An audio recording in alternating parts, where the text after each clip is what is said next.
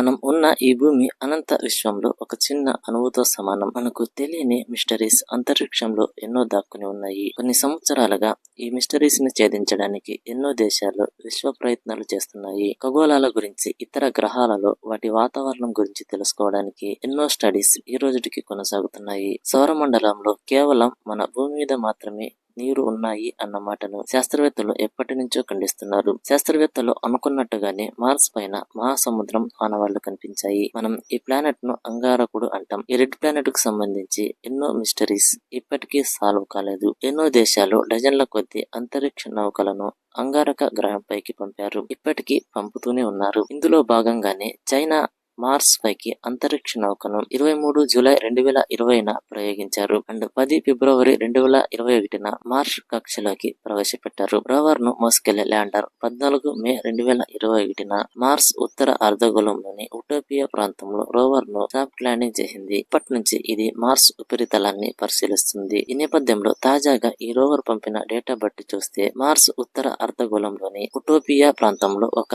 మహాసముద్రం ఉండేదని తెలుస్తుంది. సుమారు 3.42 బిలియన్ల సంవత్సరాల క్రితం కొన్ని తెలియని కారణాల వల్ల ఆ సముద్రం ఎండిపోయి ఇంకిపోయింది. అంతేకాదు ఆ సముద్రం ఉన్న సమయంలో అక్కడ జీవం కూడా ఉండే అవకాశం ఉందని శాస్త్రవేత్తలు చెబుతున్నారు. సౌరమండలంలో కేవలం మన భూమి మీద మాత్రమే నీరు, జీవం ఉందా? తప్పకుండా ఏదో ఒక గ్రహంలో జీవం ఉండొచ్చు. దీని గురించి మీరేమనుకుంటున్నారో కామెంట్ చేయండి. మా ఈ ఇన్ఫర్మేషన్ వర్త్ అనిపిస్తే లైక్ చేసి సబ్స్క్రైబ్ చేయండి. మరొక ఇంట్రెస్టింగ్ టాపిక్ తో మళ్ళీ వస్తా. Bye bye.